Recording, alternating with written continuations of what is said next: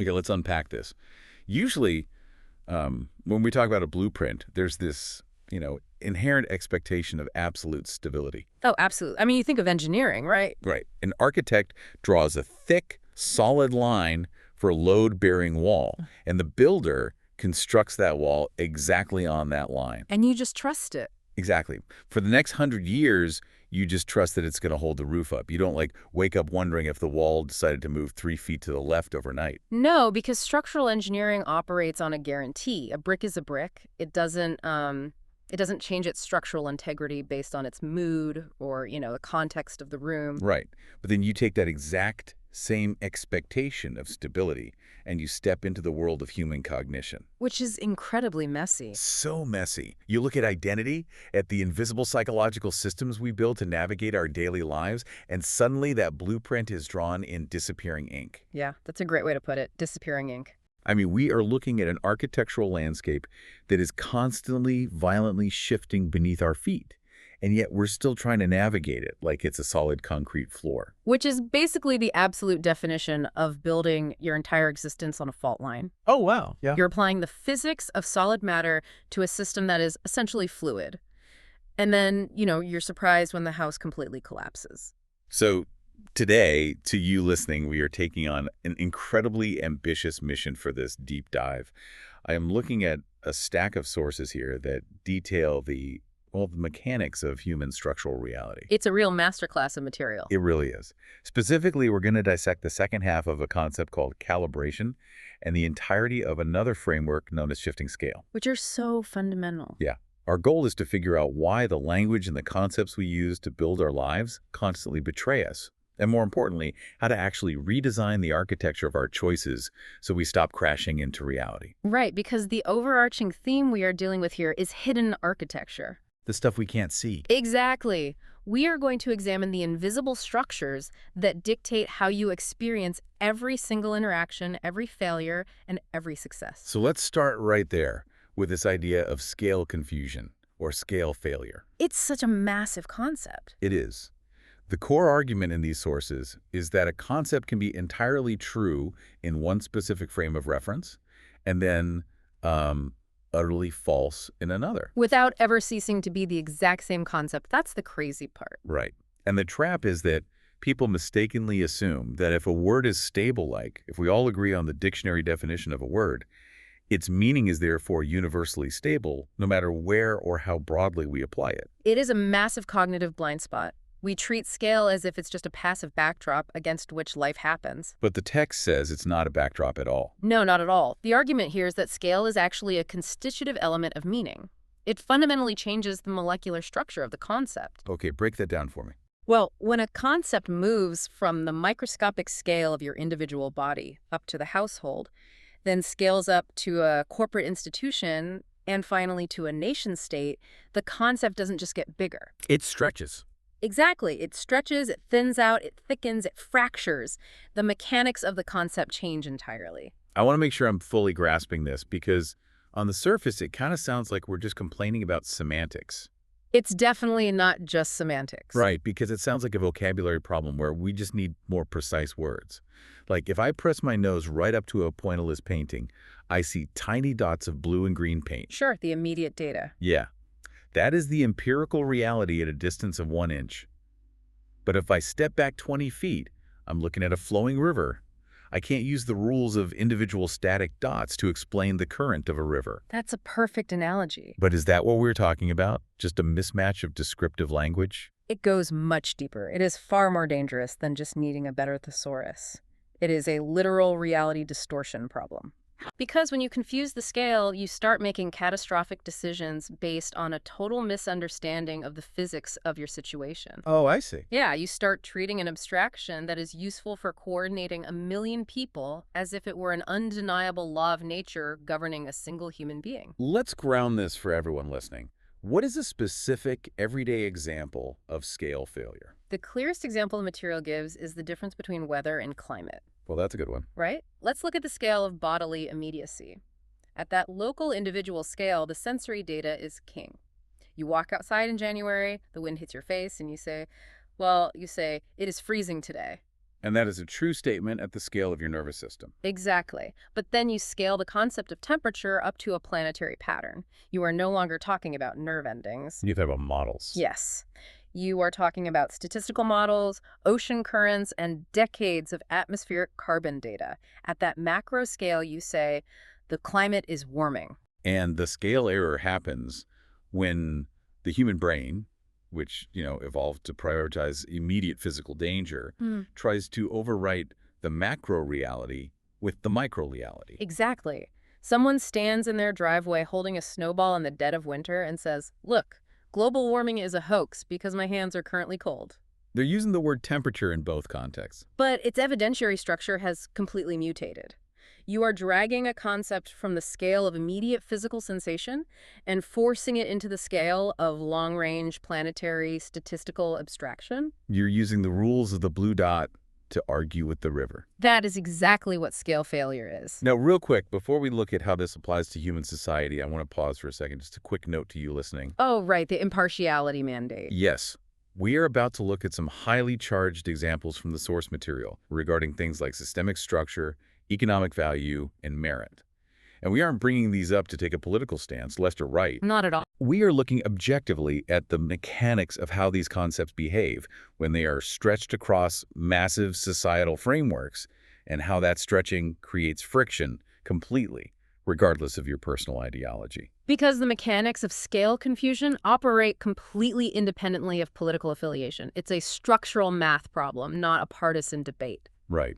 Okay, let's look at the concept of merit. Yeah, merit is a fascinating one. At the micro scale of an individual task, merit is highly visible and incredibly useful. It is a one-to-one relationship. It's like my specific skill, my discipline, my preparation for a singular event. Exactly. You locked yourself in a room, you studied for the exam for 50 hours, you passed the test, you earned the grade. The merit is undeniable and perfectly scaled to the individual actor. But then the error happens. We take that perfectly functional individual scale word and we forcibly scale it up to explain the entire socioeconomic order of 300 million people. Yeah. And when you use merit as an explanatory totality to justify vast structural inequality across an entire civilization, the concept shatters. It just breaks under the pressure. It becomes way too thin to carry the weight. At the macro scale, you are suddenly dealing with systemic access, generational wealth transfers, zip code funding discrepancies, random genetic health lotteries, and centuries of historical architecture. So the individual hard work doesn't disappear, but it's not the whole story. Right, it becomes deeply entangled with variables it was never designed to explain. Saying a person studied hard and earned a promotion is locally meaningful. But saying an entire social stratification is purely deserved because of merit, that's a scale error masquerading as moral clarity. You nailed it. The map has been stretched so far that the territories are in the wrong place. And according to the material, we do the exact same thing with the concept of intelligence, right? We absolutely do. Individually, intelligence might be your specific neurological ability to recognize patterns quickly, or, your improvisational problem solving in a crisis. It's a localized behavioral trait. But scale that concept up into institutional rankings, standardized testing industries, or civilizational narratives, and intelligence suddenly ceases to be a neutral biological trait. It becomes a container for whatever the institution values. Precisely. It absorbs cultural bias. It absorbs historical decisions about which specific performances are deemed valuable and which are deemed irrelevant. Like a skill that was vital for survival in an agrarian society is no longer categorized as intelligence in a hyper-financialized digital economy. Yes, the concept has warped under the pressure of the macro context. But we still walk around using the word as if it's a fixed biological essence that can be perfectly measured across all scales. The one that really caught me off guard, mostly because we do it so casually every single day, is how we talk about the economy. Oh, that's a brilliant example from the text. If we look at the individual scale, economic life is just a sequence of direct transactions. I want a cup of coffee, you have a coffee shop. I give you the coffee. And I give you $5. It is a concrete exchange between two agents. But when we scale up, the economy becomes this colossal, incomprehensible summary of complex aggregates. Right, you're talking global supply chains, algorithmic trading, currency fluctuations, interest rates. But the human brain hates incomprehensible aggregates. We crave narrative. We really do. So we take this massive distributed abstraction and we personify it. We forget that it is merely a summary of mathematical relationships, and we begin to revere the abstraction as if it were a physical being. We treat it like a temperamental god. We literally do. You turn on the financial news and the anchors say things like, the economy needs confidence today, or the market is angry about the new trade policy. Wall Street is feeling jittery. Yes. As if this mathematical abstraction is a nervous animal that needs to be swaddled in a blanket and given a cup of tea. It's wild. It's completely absurd when you stop to think about it. Right. We are taking a distributed arrangement of billions of human relations and treating it as a directly acting physical agent. We are mistaking the dashboard for the engine. And that mistake governs how we assign responsibility. This is where the physics of scale dictate our reality. How so? At the individual level, responsibility means answering for your own direct choices within your immediate sphere of influence. At the structural level, responsibility is about how systems distribute options, resources, and consequences unevenly before an individual even makes a choice. Oh, wow. But because we only have the one word responsibility, we get trapped in these endless false oppositions. Right. One group of people stands firmly in the microscale, shouting that individuals must take absolute personal responsibility for everything. Which completely ignores the fact that the macrostructural architecture might be heavily tilted against them. Exactly. Meanwhile, another group stands in the macro scale, shouting that everything is entirely systemic, which effectively erases all personal agency and localized choice. They are using the exact same vocabulary, but they are transmitting on entirely different frequencies. And when you use the wrong scale to navigate your life, you inevitably crash. The map you hold in your head does not match the territory of the real world, and you hit a wall. In the language of these sources, this collision between your inaccurate map and undeniable reality is called contact. Contact, the moment of friction, the moment things stop working. Which is the perfect bridge, because we have to ask, what do we actually do when we hit that wall? Right. Most of us just complain that the wall was in the wrong place. Exactly. But if our scale is broken and we keep crashing, how do we fix the machinery? Well, when reality answers us with friction, with contradiction, with failure, or with pain, when we experience that localized contact, the standard default human response is to claim that we have learned a lesson. We dust ourselves off and we say, well, I really learned something from that. But the framework we are analyzing argues a devastating point. What we call learning is usually entirely fake. The material calls it the tragedy of annotation. I found this concept incredibly confronting. It's brutal, but true. The idea is that we don't actually change our behavior. We just annotate our lives. We hit a wall, we experience the pain of contact, and instead of tearing up the bad map, we just add a sad little story to the margins of the old map. We add a commentary. Yeah. We say things like, oh, I guess I'm just inherently bad at intimate relationships, or I guess that's just the toxic nature of corporate culture. There's nothing I can do. We write extensive, deeply emotional footnotes about our suffering, but the underlying structural architecture of our behavior remains completely untouched. We apologize without redesigning. Yes. We reflect extensively in our journals without ever retooling the actual mechanics of our choices. Annotation is when an old, failing system acquires a sophisticated commentary but remains entirely functionally itself. So if annotation is the trap of fake learning, what is the alternative? What is actually required to survive contact is recalibration. And recalibration is not a mood adjustment. It's not just thinking positive thoughts. No, it is not taking a deep breath, reciting an affirmation, and trying to be more positive. It is the disciplined, unsentimental reorganization of relation after contact exposes a misfit between your map and reality. It must become praxis. Praxis meaning the actual application of a theory into habit. Exactly. Praxis implies an embodied, repeatable, consequential method. It is the act of letting the consequence alter the design. There is a fantastic mundane analogy for this in the sources that I think completely grounds the concept. The broken instrument. Oh, the bathroom scale analogy. Yeah. Imagine you have a digital scale in your bathroom, And one morning you realize it consistently reads 5 pounds lighter than your actual weight. Mm. When you discover this mechanical failure, what do? You certainly don't start crying over it. Right. You don't stand there and praise the scale for its emotional sincerity. You don't ask the scale to apologize for deceiving you. You don't go write a long, introspective journal entry about how the scale clearly has unresolved trust issues from the factory. You don't psychologize the machine. You get a screwdriver, you open the back, and you physically adjust calibration gears. You bring the system back into truer alignment with reality through measured structural change. But I have to push back here, or at least play devil's advocate.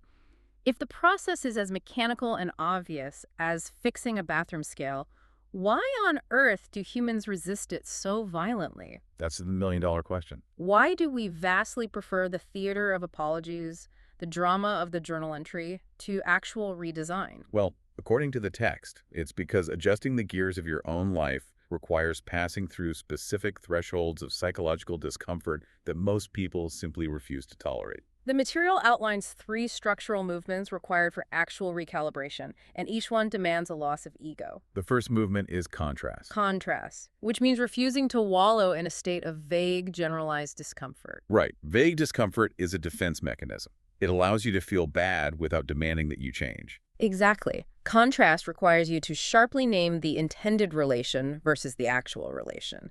What did your internal map predict would happen, and what empirical data did contact with reality actually return? You have to look at the gap. You have to. For instance, you intended your management style to communicate care and mentorship, but the actual feedback loop shows your employees are experiencing it as micromanagement and control. Ouch. Yeah, ouch. But without naming that sharp, painful contrast, the pain is felt, but the leverage to change the behavior is completely lost. Okay, so you named the gap. I thought I was helping. Reality says I am smothering. Once you have that contrast, the second movement is localization. Finding out where the misfit actually lives within the architecture. And this seems to be where we get incredibly lost. We almost always recalibrate badly by misplacing the source of the failure. The human mind is desperate to resolve cognitive dissonance quickly, so it grabs the nearest available variable to blame. The framework warns heavily against 2 specific errors in localization, right? Yes. Lashing out at the macro whole when the fault is local, or frantically patching a local symptom when the fault is deeply architectural. Break that down for me. Give me a scenario where someone mislocates the error. Imagine you are working in a hospital with a deeply recursive systemic flaw in its scheduling software that guarantees nurses are always understaffed and overworked. That is an architectural, institutional scale failure. Exactly. But instead of localizing the error in the software or the administration, you mislocate it personally. You blame yourself. You internalize it. You think, I'm just not resilient enough. I need to be better at time management. I need to do more yoga. You are attempting to solve a macrostructural deficit with a micro-personal wellness routine. You are taking responsibility for a broken system that was designed to exploit you. Yes. Or, conversely, you have a terrible, disorganized daily workflow because your own interpretive map of what your job actually requires is fundamentally broken. You don't know how to prioritize. Yeah. But instead of localizing the error in your own lack of skill, you mislocate it onto the macro. You declare, capitalism is destroying my soul, the entire corporate structure is toxic. You blame the universe for your inability to manage calendar. If you mislocate the source of the friction, any recalibration you attempt is just a different flavor of drifting. You are turning screws on the wrong machine. Which brings us to the third movement, revision. You have the contrast, you've accurately localized the problem, and now you must alter the configuration. Revision is the physical act. You must modify the route, change the threshold, rearrange the sequence, or swap out the tool. It cannot be just a change in attitude.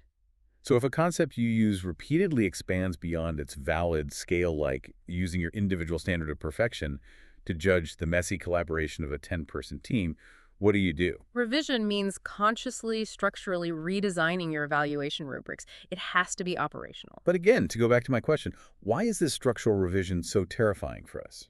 Because old maps, even deeply inaccurate ones, are highly efficient for the ego. Recalibration demands loss. Loss of what? It is the immediate loss of the story that allowed your error to feel stable and justified in the first place. If you revise your map, you have to lose the comforting fantasy that your good intentions magically guarantee good consequences. Wow. You have to lose your deep loyalty to a style of self-understanding that reality has just unequivocally proven to be insufficient.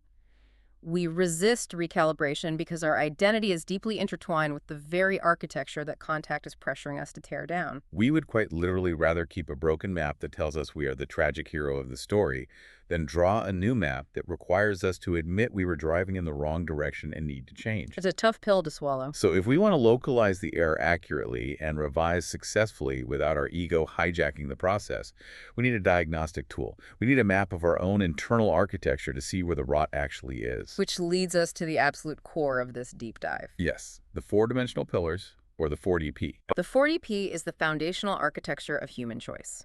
Target, truth, totally, and title. The 4Ts. Right. The argument here is that every single action you take, every relationship you build, and every failure you experience is running on this specific four-part operating system. And if any one of these four parameters is misaligned or corrupted, the entire building of your life wobbles, no matter how hard you work on the surface decorations. Exactly. Let's dissect this architecture deeply, pillar by pillar, because I think this is where the rubber meets the road for the listener. Let's start with parameter 1, target. Okay. It sounds like a generic goal-setting buzzword. How is this different from just writing down a New Year's resolution? It is fundamentally different. A target is the where that sits beneath the what. Most people build their lives around rigid plans or finite destinations. Like, I want to be a senior vice president by age 40. Or I want to be married with 2 kids by 35. Those are finite destinations. The problem with a rigid plan is that it is brittle. Because life happens. Exactly. The moment it encounters unexpected, chaotic reality, a market crash, a pandemic, a breakup, the plan shatters, and the person completely loses their bearings. They lose the destination, so they think their life is over. Right. But a target is a directional pull. It is an orientation. It provides a vector, not a specific coordinate. Can you give an example? Let's say your rigid plan was, I want to be a high school history teacher.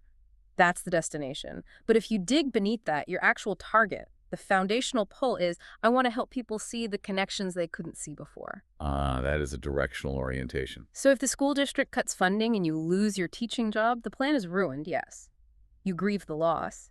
But because your target is clear, you don't lose your identity. You simply find a new vehicle, a new plan to express that target. You start a podcast, you write a book, you mentor. Exactly. The material gives another great distinction here, is most people set a goal like, I want to lose 15 pounds. But a target is aiming for embodied aliveness and physical autonomy. Which is a completely different operating system. Right. If your goal is just the weight, you might starve yourself, achieve the goal, but feel miserable and lethargic. The goal was hit, but the architecture is toxic. But if your target is embodied aliveness, every choice you make about food or movement is checked against that orientation. It gives you, as the text says, directional clarity with tactical fluidity. Which brings us to parameter 2, truth. And this is not truth in the cosmic philosophical sense. No, it's epistemological integrity. It is radical, brutal self-honesty about the data you're using to build your life. This one felt like a gut punch, to be honest. Yeah. Because it asks, what do you actually believe versus the inherited code, the cultural scripts, or the familial expectations you absorbed without realizing it? Exactly. You have to audit the bedrock. You might loudly proclaim that your target is to build deep, intimate, vulnerable relationships. Sure. But if you run an audit on your internal truth pillar, you might find an inherited, unexamined line of code running in the background that says, vulnerability is dangerous and people will inevitably use it against me. And if that is your actual truth, you will self-sabotage every single relationship you enter. Every single time. Because you are trying to drive the car toward the target of intimacy while your foot is permanently jammed on the parking brake of your hidden truth. Truth is the alignment of your internal reality. Yes, you have to consciously shift from an inherited defensive truth like, I must be flawless to be worthy of taking up space, to an owned, updated truth like, my flaws are neutral data and my worth is inherent. If you lie to yourself about where your starting coordinate actually is, no map in the world can help you navigate. Target gives the direction, truth ensures you know where you are starting from, which leads us to parameter 3. Totally. This is the spectrum of commitment, and this is where I think 99% of us fail. Are you all in, or are you hedging? The material answers a profound question here. Why do highly intelligent, self-aware people who have a clear target and an honest truth still fail to change? Because they keep their escape routes fully operational. They are half in. They say yes with their prefrontal cortex, but their nervous system is actively maintaining a back door. They are hedging their bets against their own lives. I want to walk through the exact mechanics of this because the sources explicitly outline something called the totally protocol to fix it. It's a 5-step mechanism to force your brain out of a hedging state. Step one is to name the choice clearly, like, I'm committing to this new career path. Step 2 is the critical one. Identify the hedge. What is your secret backup plan? What is the thing you are keeping in your back pocket just in case this gets too scary? Let's make this real. Let's say someone is trying to commit to a new, serious relationship after years of being avoidant. What is the hedge? The hedge is keeping their ex's phone number saved in their contacts, Right. or leaving their dating app profiles active but hidden on their phone. They aren't actively using them. No, but the mere existence of the escape route signals to the brain that the commitment is conditional. Which brings us to step 3. Close the escape route. And the rule here is that it must be a physical action. You cannot just mentally decide not to use the backup plan. You have to physically alter the terrain so the old path is unavailable. You have to delete the apps, block the number, burn the ships. Why is that physical action so vital? Because the body keeps the score of your choices. If the escape route remains open, your nervous system knows you are just practicing, you are just simulating commitment. Ah, The physical action of closing the route forces a psychological threshold to be crossed. It removes the safety net, which forces your full cognitive resources to solve the problems in front of you, rather than constantly calculating the exact moment to eject. the final steps are step 4. Declare it to someone to anchor it socially. And step 5, move. Take immediate localized action in the new direction. The phrase that stuck with me is, Oh wait, I know the quote. When you are not totally in, you are merely practicing. When you are totally in, you are becoming. exactly. And that concept of becoming perfectly tees up the final and perhaps most complex parameter 4 title. The identity you have named yourself into. This is the avatar you have constructed to move through the world. I found this to be the most liberating concept in the entire stack of materials. It explores the psychological trap of nounships. Nounships are brutal. We have this terrible habit of locking ourselves into rigid nouns. We say, I am an anxious person, I am a failure, I'm a procrastinator, I am a victim. These labels aren't just descriptive. No, they harden into permanent load-bearing walls of our identity, and they become total self-fulfilling prophecies. Because if your title is I'm a failure, then failing isn't just an event that happened to you, it is your essential nature. And if it is your essential nature, trying to succeed is a violation of your own identity. The title pillar demands that we entirely restructure our relationship with identity. We must view it as a fluid mode of operation, not a fixed biological prison. So instead of using a nounship and saying, I am a failure, how do we restructure it? You shift from essence to condition. You say, I am experiencing a failure mode right now, or my current operating system is producing a failure. You separate the core essence of the self from the transient, localized condition of the moment. You are the sky. The failure is just a weather pattern passing through. I love that.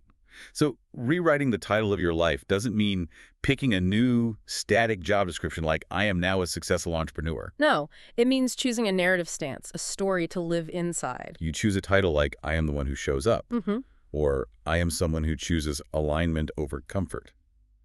It gives you maximum flexibility while maintaining structural integrity. Now, here is the crucial caveat. These 4 pillars, target, truth, totally, title, do not operate in isolation. You can't just pick one. You cannot work on one and ignore the others. The framework introduces the rule of 3, which dictates the absolute interdependence of the 4DP. They are a mutually constitutive holographic system. There's this mind-bending linguistic loop in the notes that perfectly illustrates this. It says, if the title is totally the truth of the target, then the total is the target of the title's truth. This is a lot to wrap your head around. I had to read it 4 times. It sounds like a Zen koan, but it's mathematically proving that you cannot separate the variables. Let's translate that koan into practical reality. What happens if you have a clear target, but you lack truth? You are living in a delusion. You are aiming at a beautiful destination, but you are lying to yourself about your current capabilities or your hidden motives, so every step you take is off course. Exactly. What if you have deep truth, but you lack totality? You have an oversimplification. You know exactly what is wrong, you see the reality of your life with crystal clarity, but you refuse to close your escape route, so you never actually take the leap to fix it. You just become a very self-aware cynic. And what if you have totality? You are fully committed, but your title is a rigid nounship. You are trapped in a cage of your own making. You are relentlessly charging forward, fully committed, but because you view yourself rigidly as the lone wolf who doesn't need help, you eventually collapse under the weight of isolation. They are co-equal. They govern the flow of energy. Together they act as the handler of handlers. They form the invisible metaspace that holds all your other contexts, your career, your relationships, your health. Okay, we have built the engine. Yeah. We know how scale confuses us and causes us to crash into reality. We know that when we experience that contact, we need to recalibrate instead of just annotating our pain in a journal. And we now have the 4DP map. Yes, the map of our internal architecture, the load-bearing walls of target, truth, totally, and title. The obvious burning question for you listening right now is, how do we actually turn the key? How do we drive the car? How do we put this engine into gear and drive it in the real world? This brings us to the climax of this deep dive, the operational mechanics, linear reality deduction. This is where we move completely out of theory and into what the sources call metamatics. Metamatics. I know that sounds like intimidating academic jargon, but it is simply the reproducible mathematical architecture of personal transformation. It is the formula for calculating exactly what needs to change in your life when you hit a wall. The math of meta. I honestly love the clinical nature of it. It strips the emotion away and just looks at the physics. The material provides a master equation for determining your life architecture. The master formula is life architecture equals foundation multiplied by fuel multiplied by terrain. Let's define the variables in that equation so we know what we are multiplying. Yeah. The foundation is exactly what we just spent the last 20 minutes unpacking. The foundation is the 4DP. Target, truth, totally, title. Yes. The next variable is fuel. Your fuel represents your personalisms. This is your internal energy generating system. The formula breaks fuel down into three components. Desire, which is what you hunger for, value, which is what you hold sacred, and purpose, which is how you intend to be useful. And the final variable is terrain. This represents environmentistics, which is the external world you are forced to navigate. Terrain breaks down into location, where you physically are, the wraps, which are the specific people, systems, and institutional constraints wrapped around you, and the winces, the localized pain points and friction you feel when you move through that environment. This is a multiplication equation, which means the zero property applies. If any one of those three macro variables, foundation, fuel, or terrain, is at zero, the total equation of your life architecture equals zero. Give me an example of how that zero property plays out. Let's say you have an immaculate foundation. Your 4DP is perfectly aligned, and you have an incredible environment, great wraps, a supportive network. But your fuel is at zero. You have lost your desire and purpose. The result is zero. You will stagnate in paradise. Alternatively, you have massive fuel, insane drive and purpose, and a solid foundation, but your terrain is fundamentally toxic and violently oppressive. You are trying to drive a Ferrari through a swamp. The output is zero forward momentum, just spinning wheels in mud. So how do we use this equation to perform a linear reality deduction? Let's execute this. I want to Plus. walk through a highly relatable, practical scenario using these specific steps. Let's do it. Let's say it is a Tuesday morning. You wake up and you are experiencing chronic, soul-crushing exhaustion at your corporate job. Every single day is a slog. You feel stuck, underappreciated, and burnt out. That is step one. That is the contact. That is the friction. Right. You have hit the wall. Now, instead of annotating that pain and just complaining to your coworkers, we move to step two, the scale check. We have to ask, are we experiencing scale slippage? Are we treating a structural or institutional failure as a personal moral failing? In this scenario, you have to brutally analyze the terrain. Is your chronic exhaustion happening because you are inherently lazy or lack discipline at a personal scale? Or is it because the company's workflow, the wraps around you, is a fundamentally broken, under-resourced institutional architecture that would burn out any human being placed inside it? This is so critical. Because if you misread the scale here, you will try to fix the wrong machine. If you think it's a micro-personal failure, you will try to fix your burnout by downloading a meditation app. Drinking more green juice, trying to optimize your sleep habits. But if it's a macro-structural failure, all the green juice in the world won't save you. You actually need to negotiate a structural boundary with your boss, or change the terrain entirely. Once you accurately check the scale, you move to step three, which is the most profound diagnostic tool in this entire framework. The position of one check. This requires some deep unpacking. What is the position of one? In any dynamic system, physics dictates there is a center of gravity. There is the position of one. It is the anchor point that everything else orbits around or reacts to. In human behavior, there are two possible configurations for who or what holds that position of one. The first is called responsive one variable, or R1V. This is where you have surrendered the center. You let external validation or external chaos hold the position of one. You exist purely as a responsive variable, an orbiting moon. Exactly. If you were in an R1V state at this exhausting job, you are purely reactive. Your boss's mood is the sun, and you are just a planet adjusting your orbit. The market shifts, so you panic. An email comes in with an urgent tone, and your entire nervous system hijacks your day to respond. You have no center. You are the variable responding to the external one. I think most of us live our entire professional lives in R1V without even realizing it. What is the alternative? The alternative is autonomous variable 1, or AV1. In this configuration, you take back the center of gravity, your core principles, your 4DP foundation of target, truth, totally, title hold the center. External conditions, angry bosses, market fluctuations, these are no longer the sun. They're just variables, asteroids, and weather patterns that you calmly navigate around your stable center. So in our Tuesday morning scenario, if you are chronically exhausted, you have to ask yourself the hard diagnostic question. Am I in an R1V state? Is my heart rate spiking before I even open my inbox because I've let this company hold the position of one in my life? And if the answer is yes, you move to step 4, the 4DP audit. You push the friction of your exhaustion through the 4 pillars to find the crack in the foundation. You ask, is this exhausting job aligned with my actual target? Or did I just take it because of an inherited plan? Am I operating on an inherited truth that says my worth is determined solely by my productivity output? Am I hedging my bets in the totally pillar by staying in a miserable job just because it's familiar? Is my title currently a noun ship like, I is the dependable martyr who suffers quietly to keep the peace? And when you inevitably identify the massive misalignment in that audit, you finally reach step 5, recalibration and praxis. You make the adjustment. But, and this is vital, this doesn't mean a massive, chaotic, blow up your entire life overhaul. You don't walk in on Tuesday afternoon and flip your desk over and quit with no savings. No, because that is just another reactive R1V behavior. True praxis is calculated. Right. You make one precise micro adjustment to the architecture. You change the structural reality of the room. Give me an example of an AV1 micro adjustment in this scenario. You start by fundamentally changing the terrain. You set a hard, non-negotiable architectural boundary. You determine that at 5:30 p.m., your computer is shut down. The phone is off. You don't apologize for it. You don't write a long defensive email explaining it. You simply execute the structural change. You force the reps, the people around you, to adapt to your new architecture, rather than you constantly fracturing yourself to adapt to theirs. That is true recalibration. But there is a crucial nuance the sources add here at the very end, and I think it is the most empathetic part of this entire deep dive. Transformation, even when you perfectly execute the math of meta, is never linear. The cultural idea that progress is a straight line up and to the right on a graph is a complete toxic lie. It is a lie that generates immense shame.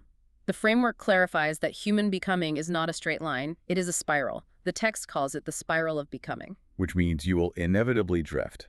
You will set that boundary on Tuesday, and by Thursday afternoon, under the pressure of a deadline, you will drift right back into old patterns. You will fall back into R1V mode. You will open the laptop at 8 p.m. But the paradigm shift here is that drifting back is not a failure. It is simply data. It means you have made a full revolution and hit a new, deeper layer of the spiral that needs recalibration. You don't shame yourself. You don't say, see, my title is a failure. I can never change. Instead, you run what the material calls the noticing protocol. You catch the slip in real time. And the sequence for this protocol is hyper-specific. Sensation leads to feeling, which leads to thought, which leads to emotion. Let's break that sequence down slowly because developing dual awareness requires distinguishing between those 4 layers. Most people blur them all into one panic attack. Let's go back to Thursday night. An urgent email from the boss arrives at 8 p.m. Layer 1 is sensation. This is raw, biological, physiological data. Your heart rate suddenly spikes, your breathing gets shallow. Layer 2 is feeling. This is the body's immediate, localized interpretation of that physical data. You feel a tightness in your chest, a hot knot in your stomach. And then layer 3 is where the mind gets involved, thought. The narrative engine kicks in. Right. The thought is the story your brain instantly writes to explain the tight chest. The thought is, if I don't answer this email right now, my boss will think I'm lazy, I'll get passed over for the promotion, and I'll be a failure. And finally, layer 4 is emotion, the interpreted, synthesized state resulting from that entire chain reaction. The emotion is overwhelming anxiety. By breaking that instantaneous flash into 4 distinct layers, you create space to intervene. You feel the heart pounding. You notice the narrative engine spinning up the catastrophic story. And because you have your 4DP foundation, you can pause and realize, oh, I am not actually in danger. I am just slipping into an old inherited architecture. I am drifting back into R1V. And in that moment of noticing, you don't panic. You simply recalibrate. You close the laptop, you make the micro adjustment, and you purposefully step back into your AV1 center. This is systems mastery. That is the biggest takeaway for me from all these sources. This isn't just fluffy self-help. It's not just think positive thoughts and visualize success. It is rigorous systems engineering for the human life. You stop being a victim of your circumstances. You stop looking at the sky and asking, why is this happening to me? And you start looking at the mechanics and asking, what is this architecture currently designed to produce? And if it's consistently producing exhaustion, anxiety, and scale failure, well, you change the structural geometry. You transition from being an unconscious, reactive inhabitant wandering through rooms that were built by inherited trauma and external demands to becoming the conscious, active architect of your own dwelling. Let's bring this all together, because we have covered incredible, expansive ground today. We started by stripping away the illusion of scale, showing how our words and concepts distort and betray us when we move from the bodily micro to the systemic macro. We dismantled the trap of fake learning, the tragedy of annotation, and demanded true, structural recalibration. We built the load-bearing walls of the 4DP Foundation. Target, truth, totally entitled. And finally, we used the math of meta and linear reality deduction to create an actual, repeatable praxis for change, recognizing that our growth moves in a spiral, not a straight line. And as we close, there is one final expansive idea embedded in these sources that I think elevates this entire discussion far beyond individual self-improvement. What's that? The framework argues that the patterns we run at the micro level, our personal scale failures, our hidden hedges, our unrecalibrated traumas, and our reactive R1V loops do not stay contained within us. They replicate fractally into the macro level systems we build. The micro becomes a macro. It scales up. It inevitably scales up. If our personal internal architecture is built on avoidance, scale confusion, and lack of truth, then the institutions, the corporate cultures, and the governments we build will reflect that exact same avoidance, confusion, and structural violence. The systems are just mirrors of the internal architecture of the people who built them. Therefore, recalibrating your own life is not just a narcissistic personal wellness project. It is the literal blueprint for saving our civilization's architecture. If we don't fix the blueprint at the level of the individual, the skyscrapers of society will continue to collapse. Precisely. You do not have to shoulder the burden of fixing the entire world all at once. That is a scale error. You only have to recalibrate your own localized pattern, return to your AV1 center, and trust the fractal to scale up the geometry. It's profound stuff. It really is. So, as we wrap up this deep dive into these incredible source materials, I want to leave you with a question to chew on as you go about your week. What invisible, inherited map are you letting drive your reality today? What old, brittle blueprint are you trusting to hold up the roof of your life? And what happens if you decide to finally rewrite that code tonight? Thank you for listening. Keep questioning the architecture around you. And remember, sometimes the blueprint you've been handed is drawn in disappearing ink, but you are the one holding the pen.